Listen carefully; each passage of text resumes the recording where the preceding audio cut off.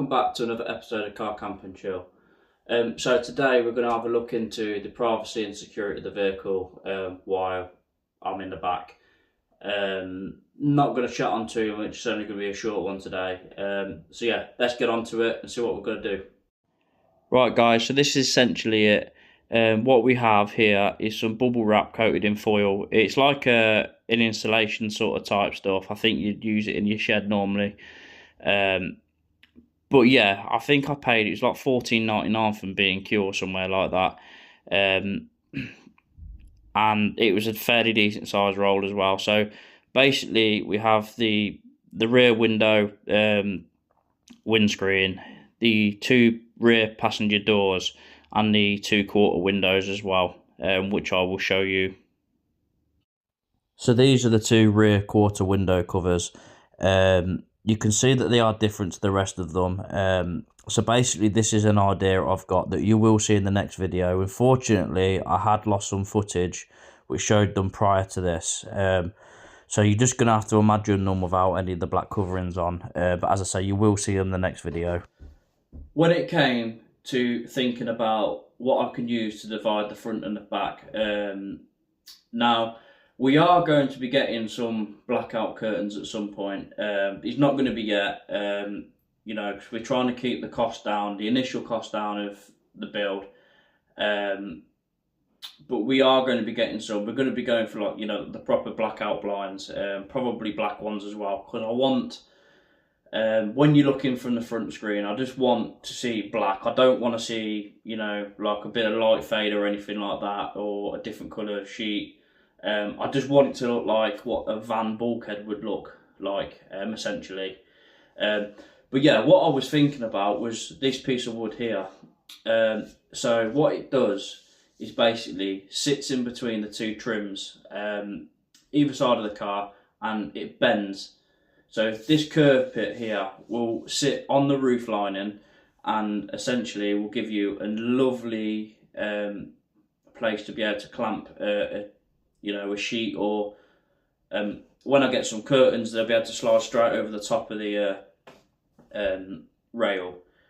I will show you it in the car in just a moment.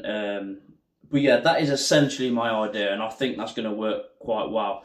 Because I have been watching other YouTubers, you know, and been looking for ideas, but I mean, this one just works best for me. You know, because I have seen people, they're cutting holes in the roof lining, or they've stuck something to the surface, you know, like Velcroing and stuff, which that, you know, that works really well for them. For me, personally, I wanted it so when it's not in camper mode, it's literally just a car. You can't see any trails or signs that something's been on the roof. And you know, I don't want to ruin the resale value. I mean, I know it's not worth a lot anyway, but when I do come to sell it on, I don't want to be saying, well, you know, there's something been on the headlining, so you've lost a bit of money off of that. Initially, just want it so it's removable when I'm driving along.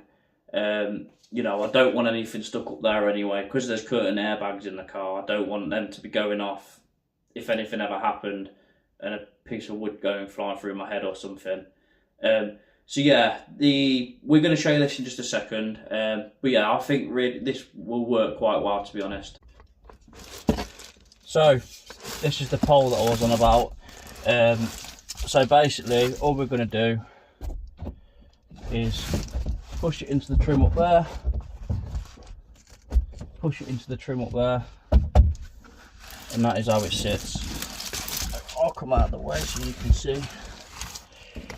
Take a bit closer, but that is basically all it does. Simple design, and to take it out, just pull. Absolutely splendid. You know, I don't think I could ask for a more simple design for it, to be honest. But yeah, it's probably the most cost-effective thing that I could do, because that piece of wood was literally a couple of quid. You know, But yeah, I'll get on and show you the window blinds up now. Right, so to put the window blinds up, all we're doing, I have labelled them as well because I was putting them all in the wrong bloody way around and everything. Which, to be honest, I'm surprised I've still not done yet. But yeah, they were designed to be slightly a little bit bigger than the actual window opening, purely for the fact that I could tuck them in around the edges. You know, there's no Velcro on the windows that I need to do. They're literally just put up, tuck them around and done. I can probably have them up within 2 minutes. Again, exactly the same as the right hand side. This one, it tucks into the frame. I don't know if you can see, just there, push it in, and that's nicely tucked in now. You get the slightest amount of bit of light coming through, but it's literally just a crack of light, that's it. And so for the last window, we have the rear windscreen one.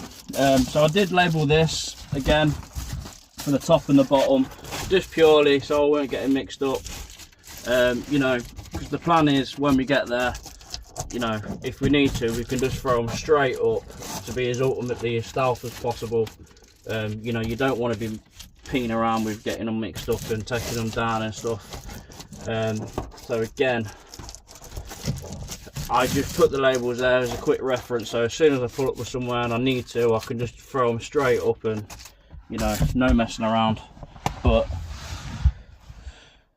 that's that one. And again, it's slightly bit bigger than the actual window itself. It's purely so I can tuck it in around the edges, and it works for quite well actually, to be honest. So I'm quite pleased with them. So that essentially is the finished product, a cheap and cost-effective way of making window blinds for your car camper. Yeah, as you can see, works very well. Also guys, can we get a count within this video? I didn't realise how many times I said it. Right guys, that's it. It was only a quick one today, just going into the window covers and the sort of privacy stuff. So the windows themselves, I decided to go with the foil stuff because I thought at the time it was the cheapest alternative to you know, buying the actual covers themselves, which, looking on the internet, they were quite expensive. You know, so a roll of the bubble wrap coated with foil, like the insulation stuff, was the cheapest alternative you could do, really, and probably the easiest, if I'm honest. You know, you can just nip down to the B&Q and get it and do it within an hour. You know, I think doing it all, the windows, when I did them at the time, it took me about 45 minutes with doing, you know, the actual cutting and shaping, 15 minutes to go and get the material. So, you know, as I say, you order them offline, you've got to wait for them to come, you've got to be paid delivery and all that sort of stuff. You know, so it's just more cost effective to do it yourself. And it gives you a bit more pleasure in doing it as well, to be honest with you. As I say, this is a completely self-made camper. The only thing I'm not going to make is the mattress. You know, I'm going to buy that. But yeah, that's sort of it, guys. And again, just wanted to show you how easy it can be, especially on a budget. Really hope you enjoy this one. We're going to be releasing another video next week, next Tuesday. So stay tuned, guys, and please like and subscribe. Take care. See you in the next one.